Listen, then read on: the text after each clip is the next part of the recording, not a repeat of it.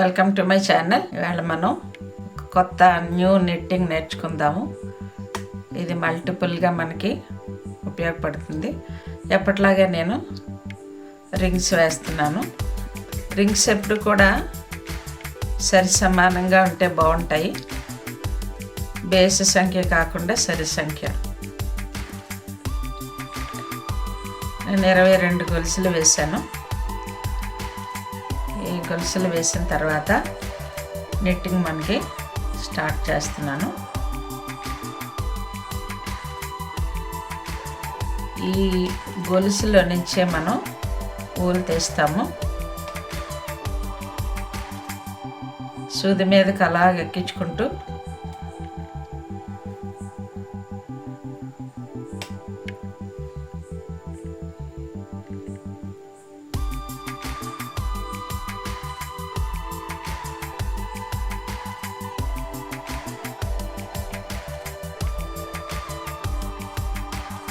మనం అల్లేటప్పుడే గొలుసు కొంచెం లూజుగా అల్లుకోవాలి.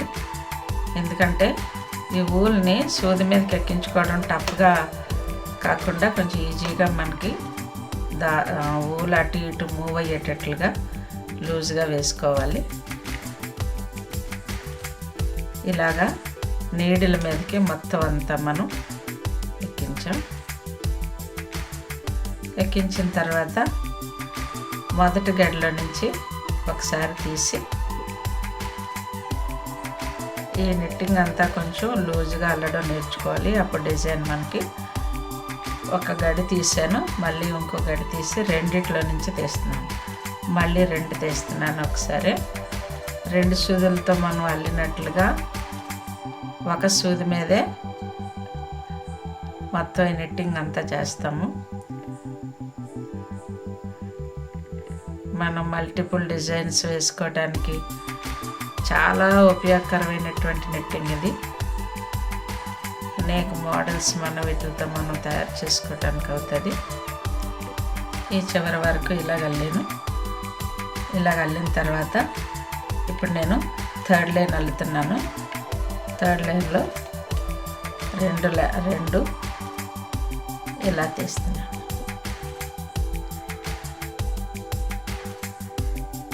తీసిన తర్వాత ఫస్ట్ గడిని అలా వదిలేసి ఈ గడిని ఈ సూది మీద నుంచి ఇలా లాగాలి. మరోసారి చెప్తాను, కొంచెం జాగ్రత్తగా అబ్జర్వ్ చేసినట్లయితే ఈజీగానే వస్తుంది. ఇలాగా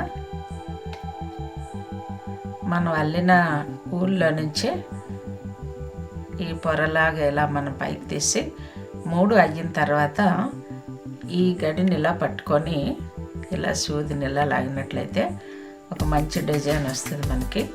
అలా చివరి వరకు అల్లుతాను.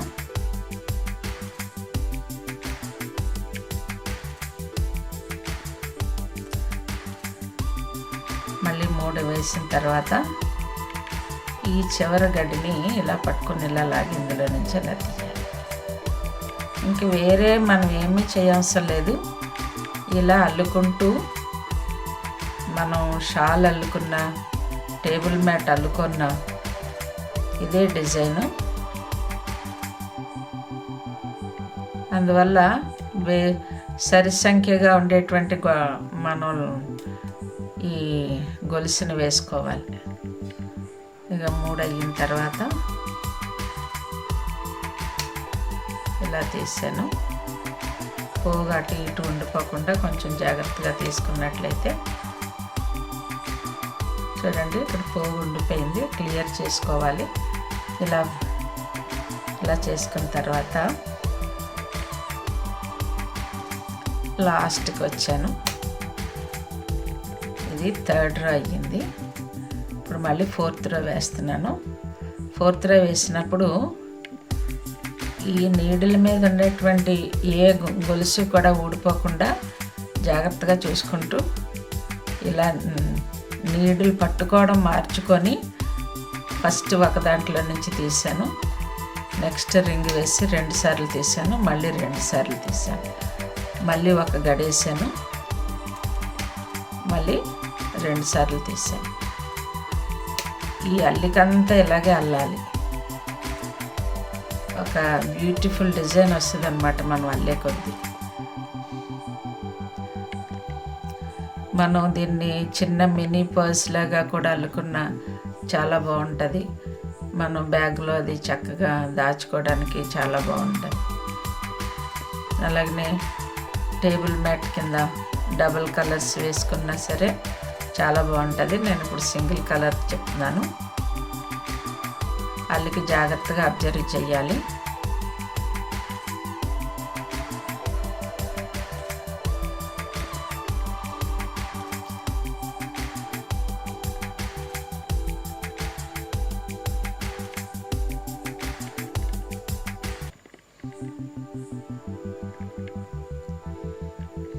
అయితే 4th లైన్ అయ్యింది. ఇలా మనం అల్లుకుంటూ వెళ్తాము. ఒక 4-5 లైన్లు వేస్తాను. ఇది అయిన తర్వాత ఇప్పుడు బాగా నేర్చుకోవాల్సింది ఏంటంటే, మనం ఇప్పుడు ఇలా గడిలో వస్తుంది. గడిలో నుంచి ఇలా సూదిని తీసి ఇలాగా పైకి లాగాలి. ఈ లైన్ జాగ్రత్తగా నేర్చుకోండి.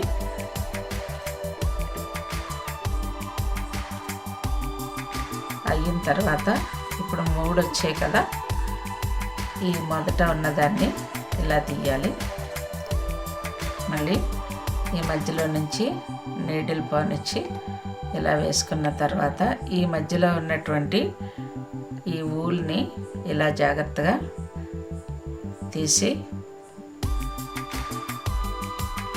3 అవ్వేయి. అయిన తర్వాత మళ్ళీ దీన్ని ఇలా పట్టుకొని తీయాలి. మధ్యలో డిస్టెన్స్ వస్తుంది. డిస్టెన్స్ రావడం కూడా ఈ డిజైన్ యొక్క ప్రత్యేకత అన్నమాట. మనం ఈ నిట్టింగ్ అంతా ఇలాగే అల్లుతాము. వీడియో దగ్గర పెట్టుకొని ఊల్ దగ్గర పెట్టుకొని చక్కగా నేర్చుకున్నట్లయితే ఈజీగా వస్తుంది. డిజైన్ మట్టుకు చాలా అందంగా వస్తుంది. మనం స్వెటర్ కూడా అల్లుకోవచ్చు దీంతో.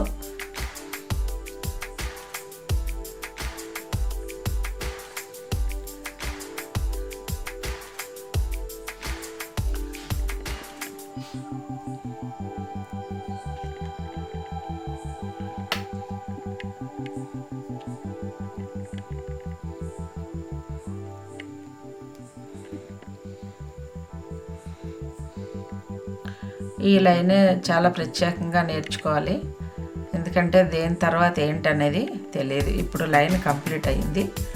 ఈ రోస్ అన్నీ ఇలాగ వస్తాయి. చాలా అందంగా ఉంటుందన్నమాట. అలాగే నేను కొన్ని లైన్లు వేస్తాను. ఇప్పుడు ఇంకో లైన్ వేస్తున్నాను.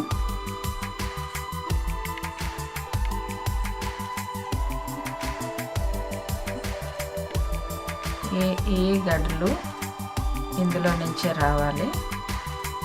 ఊళ్ళు ఇలా తీయాలి. ఇలా 3 అయిన తర్వాత ఒకటి ఇలా పట్టుకొని ఇలా లాగితే ఈజీగా వస్తుంది.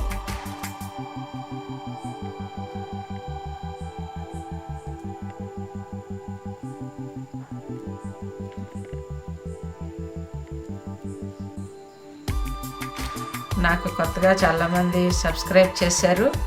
సబ్స్క్రైబ్ చేసిన వాళ్ళందరికీ థ్యాంక్స్ అండి. ఇలా మనం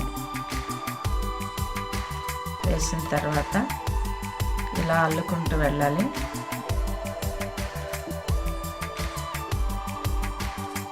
ఇంకా కొన్ని లైన్లు వేసి మళ్ళీ చూపిస్తాను.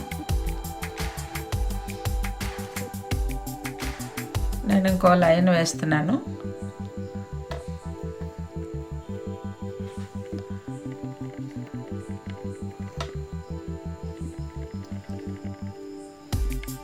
మీకు ఏదైనా డౌట్ అనిపిస్తే ఖచ్చితంగా కామెంట్లో పెట్టండి.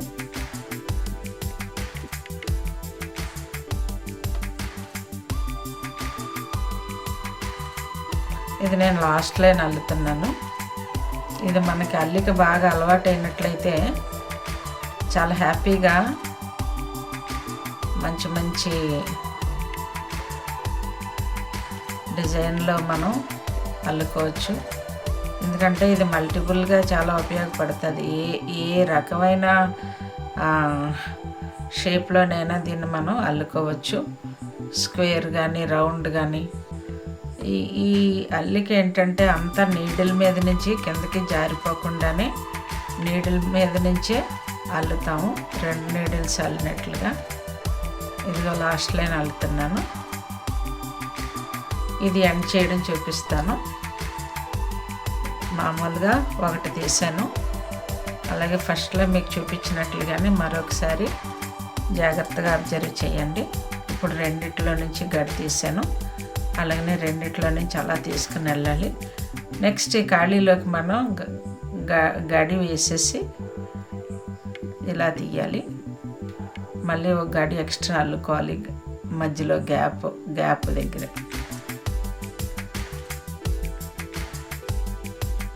ఇక్కడ ఈ గొలుసు ఎక్కడా కూడా మిస్ అవ్వకుండా చూసుకోవాలి.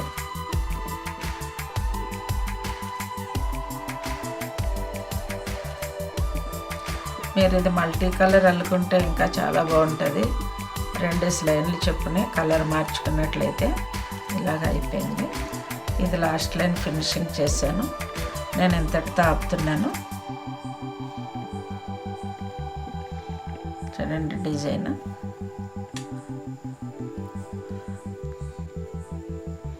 ఇది మనం టేబుల్ మ్యాట్స్ కింద అల్లుకోవచ్చు. బేబీస్కి చిన్న స్వెటర్స్ అల్లచ్చు. అలాగనే మనం కాళ్ళకి సాక్స్లు కూడా దీంతో అల్లుకోవచ్చు. చాలా బాగుంటుంది. మీకు వీడియో తప్పనిసరిగా నచ్చుతుంది అనుకుంటున్నాను. నచ్చిన వాళ్ళందరూ తప్పనిసరిగా లైక్ చేయండి. డౌట్స్ ఏమైనా ఉంటే కామెంట్ పెట్టండి. అలాగనే సబ్స్క్రైబ్ చేయడం మర్చిపోకండి. Okay, thank you.